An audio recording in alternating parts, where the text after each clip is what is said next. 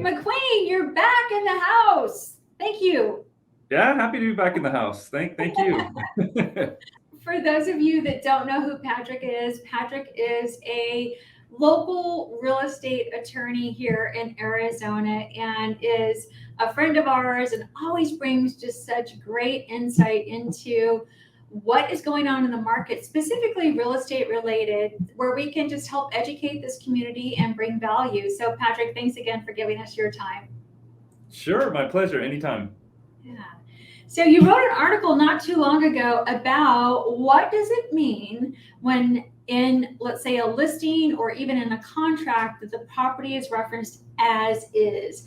And I'd love for you to kind of just walk us through the article, like a lot of what you write, I know, is stemming from things that are really happening in your business, your real estate law business. So kind of just walk us through what inspired you to write this and what do we need to know about it?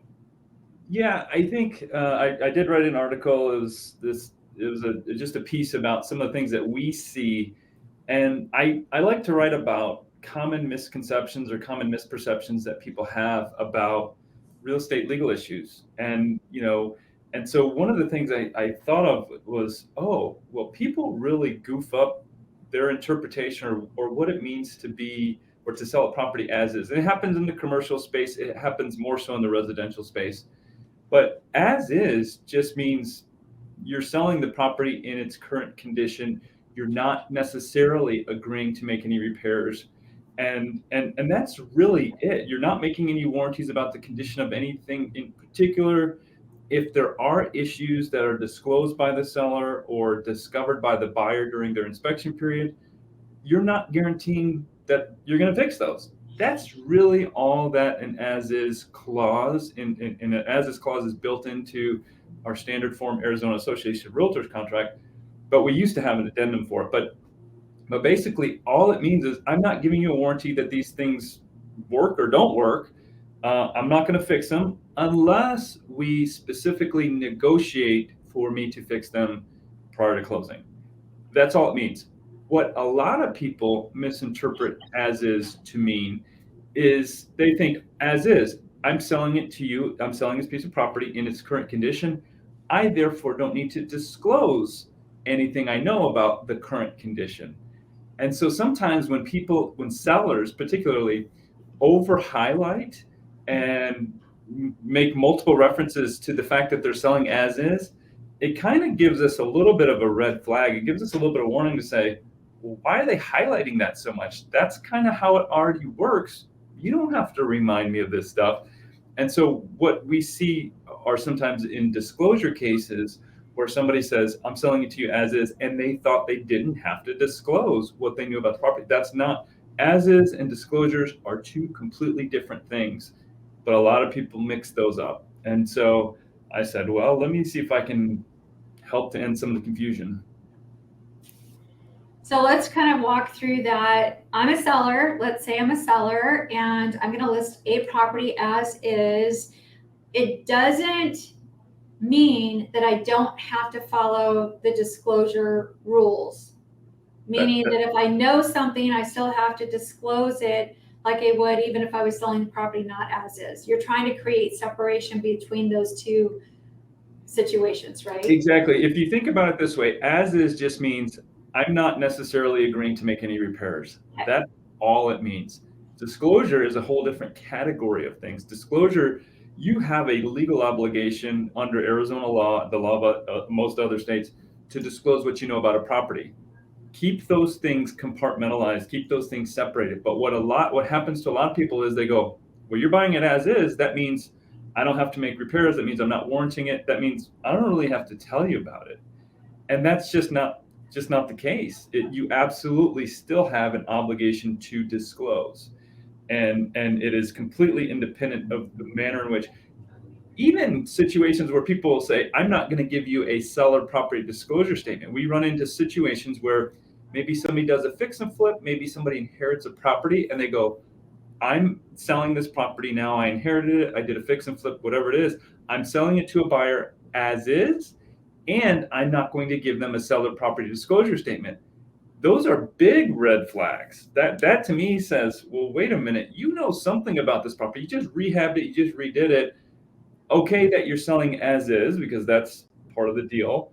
But I still think you have stuff to disclose. I still think there's stuff you know. So really, we have to keep as is and disclosure completely separate. They're separate concepts. People mix them up all the time.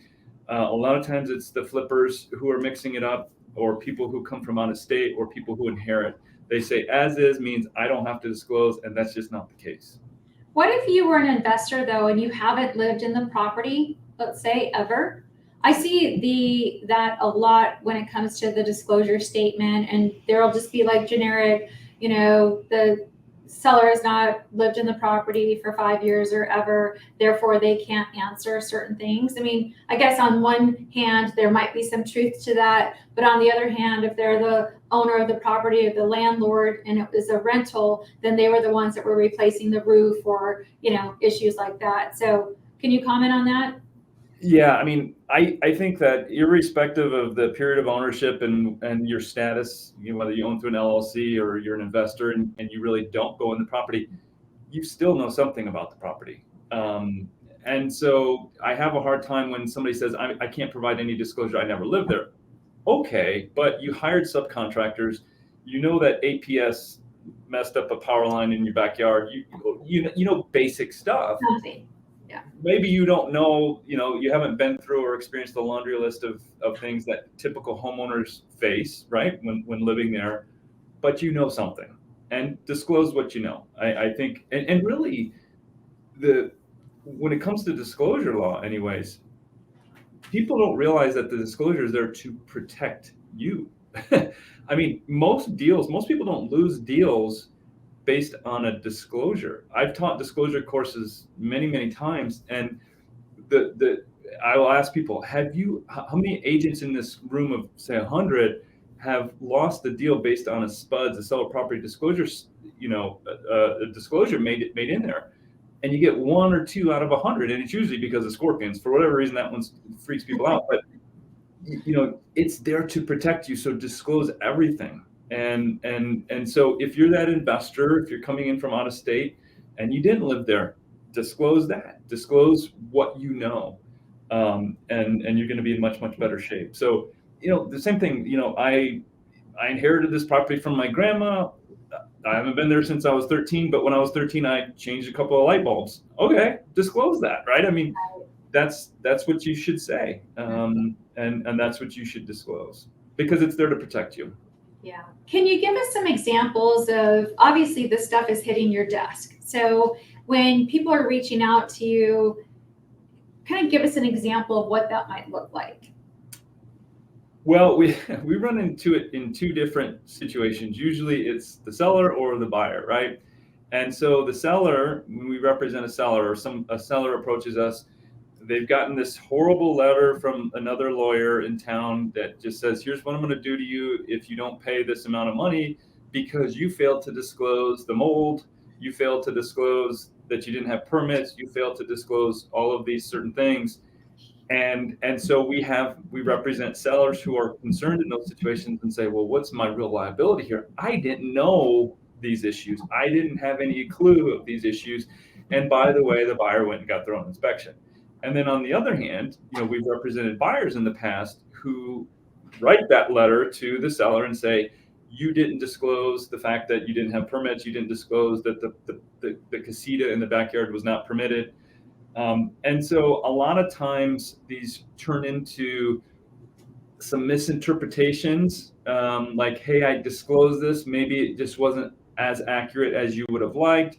Or, hey, this was something that we discussed and we negotiated as part of the Binzer repairs, and you can't come after me for this because you knew it prior to closing. And so ultimately, when we kind of sort through all of those issues, the disclosures, most people, for the most part, are providing accurate disclosures. And it's just a little bit of misunderstanding, a little bit, most people don't want to rip somebody else off. And most people are finally starting to use that SPUDS to their advantage. Which they should. Yeah. When real estate markets get very hot, like we were here, well, probably most of the country in 2021, with limited inventory being a concern in our country. I suspect that we're going to see a heated real estate market at some point if that doesn't correct itself. Tell me about any warnings or any, because what happens in that market is now it's a seller driven market. Now we have buyers that are, waiving all contingencies, waiving all everything, right? It's just one of those like mad dash to win the offer, and it gets crazy. So as people go into that, if we enter into that market again, is there anything from your perspective, whether it's disclosure related, as is related, but we start to see both of those things in this type of market? Is there anything else that you would want to share with buyers or sellers in that type of climate?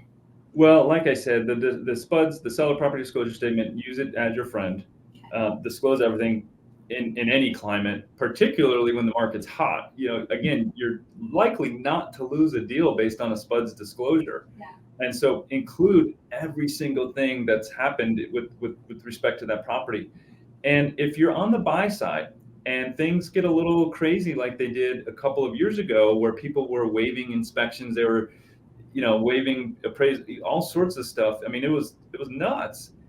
At the very least, even if you say, I'm not going to ask you for any repairs, I get that. I won't bug you with that, Mr. or Mrs. Seller. But I am going to get an inspection, so that at least the buyer is armed with some information, has some idea about the cost moving forward. What we saw were so many situations where buyers would just, they would waive the right to do an inspection. They wouldn't do any due diligence. And then now they're coming back and saying, oh, I've got some buyer's remorse, and this seller didn't disclose, but it was something that was, something that could have been discovered in an inspection. So yeah, on the seller side, just continue to disclose, be complete in your disclosure. The SPUDs is your friend. The as-is addendum, the as-is provision doesn't do anything with respect to disclosure, so it doesn't have anything to do with that. You still have to disclose. And then on the buyer side, just remember, at the very least, even if you're not going to ask for repairs, if you're going to overbid, whatever, at least get an inspection so you know the condition of the property and what you're getting into.